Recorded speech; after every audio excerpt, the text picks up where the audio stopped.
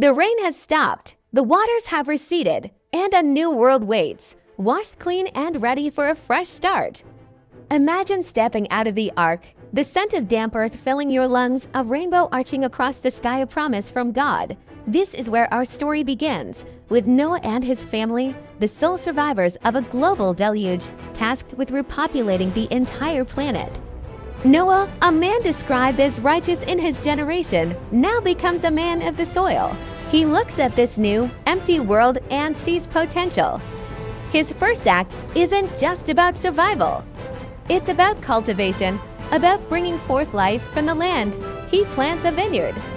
Picture this, row after row of tender green shoots pushing up through the rich, fertile ground. Noah attends to them with the same care he used to build the ark. He watches them grow, twisting and climbing, their leaves unfurling to soak up the sun.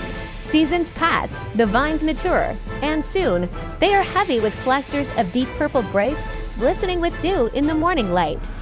The harvest is a time of celebration, a symbol of God's faithfulness and the fruitfulness of the new earth. Noah gathers the grapes, crushes them, and lets the juice ferment. He creates the world's first wine.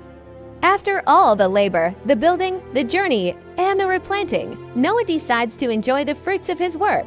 He sits down, perhaps reflecting on all he has been through, and he drinks the wine he has made. But he drinks too much. The strength of the wine surprises him, and a deep, heavy sleep overtakes him. He stumbles into his tent and collapses, his clothes falling away, leaving him completely exposed and vulnerable in his slumber. This is a moment of unguarded weakness for the great patriarch who saved humanity. He is no longer the captain of the ark, but simply a man, flawed and fallible. It's at this very moment that his middle son, Ham, enters the tent. What he sees stops him in his tracks, his father, the revered leader, lying in a state of dishonor. Now, Ham has a choice. This is a critical test of character. In their culture, respect for one's parents, especially one's father, was paramount. To see a parent's nakedness was a profound violation of that honor. What does Ham do? Does he quietly cover his father, preserving his dignity? No, instead, a sense of mockery or perhaps immaturity takes over. He doesn't help. He turns around, walks out of the tent, and finds his two brothers, Shem and Japheth. With a tone that we can only imagine was filled with gossip and disrespect, Ham tells them what he saw. He exposes his father's shame to his brothers. The reaction of Shem and Japheth is the complete opposite and serves as a powerful lesson in honor. They are horrified not just by their father's state, but by Ham's reaction. They understand the gravity of the situation. They know that their duty is to protect their father's dignity at all costs. So they devise a plan. They take a large cloak, a garment big enough to cover a man. But they don't just walk in and throw it on him. Their method is deliberate and deeply respectful. They lay the cloak across both of their shoulders, and together, they walk backward into the tent. Their faces are turned away. They refuse to look upon their father's nakedness. They feel their way towards him, their eyes fixed on the world outside, never once glancing at the scene that their brother had so eagerly described. They carefully and gently lower the cloak, covering Noah completely. They shielded their eyes from his shame, and in doing so, they restored his honor. They then quietly leave the tent, having done the right thing without a word of condemnation. Sometime later, the effects of the wine wear off, and Noah slowly awakens. He is groggy, confused, but he immediately knows something has happened. He sees the cloak covering him, a cloak he doesn't remember pulling over himself. And he realizes what his youngest son referring to him in this context, or perhaps his grandson Canaan had done to him.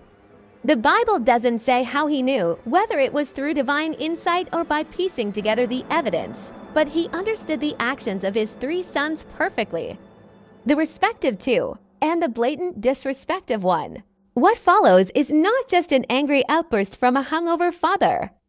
It's a profound, prophetic moment that will shape the destiny of nations for thousands of years. Filled with a prophetic spirit, Noah speaks, but he doesn't curse Ham directly. Instead, he looks to the future, to Ham's lineage, and pronounces a curse on Ham's son, Canaan. He says, "Cursed be Canaan, a servant of servants he will be to his brothers." This curse wasn't just about punishment, it was a prophecy about the future relationship between the descendants of Canaan and the descendants of his uncles, Shem and Japheth. The Canaanites would later become a people known for their moral degradation and would ultimately be subjugated by the Israelites, who were descendants of Shem. Then, Noah turns his attention to his other two sons, the ones who honored him. He pronounces a blessing upon them. To Shem, he says, "Blessed be the Lord, the God of Shem. May Canaan be his servant." This is significant. He doesn't just bless Shem. He blesses the Lord, the God of Shem. This points to a special spiritual relationship. The lineage of Shem, or the Semites, would become the line through which God's covenant people would come, including Abraham, David, and ultimately, the Messiah. Shem's legacy is one of spiritual inheritance and divine favor. Finally, he blesses Japheth. May God extend Japheth's territory. May he live in the tents of Shem, and may Canaan be his servant. This prophecy speaks of expansion and alliance. The descendants of Japheth, often associated with the peoples of Europe and parts of Asia, would indeed spread far and wide across the earth. The phrase "live in the tents of Shem" is interpreted in many ways, but a common view is that Japheth's descendants would come to share in the spiritual blessings given to Shem, which we see fulfilled as people from all nations are brought into the family of God. This single event, a moment of weakness and a test of character inside a tent, sets the stage for the entire table of nations described in Genesis. The story isn't just about getting drunk and its consequences. It's a powerful illustration of honor, respect, and the long-reaching impact of our actions. Ham's mockery brought a curse upon his line, while Shem and Japheth's honor brought blessings and a legacy of divine purpose.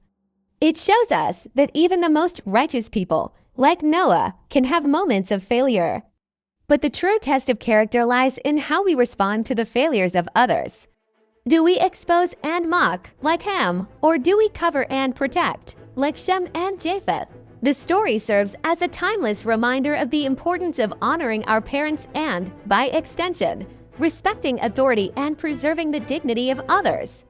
It teaches us that a single act of disrespect can have generational consequences, while an act of honor can unlock generational blessings. As we look at the world today with all its complex relationships between different peoples and nations, it's fascinating to trace the threads back to this ancient story. To three brothers and a choice they made outside their father as tent in the dawn of a new world. What a powerful lesson on character and destiny. Thanks for watching, and if you found this story as fascinating as I do, make sure to like and subscribe for more deep dives into these incredible accounts. See you next time!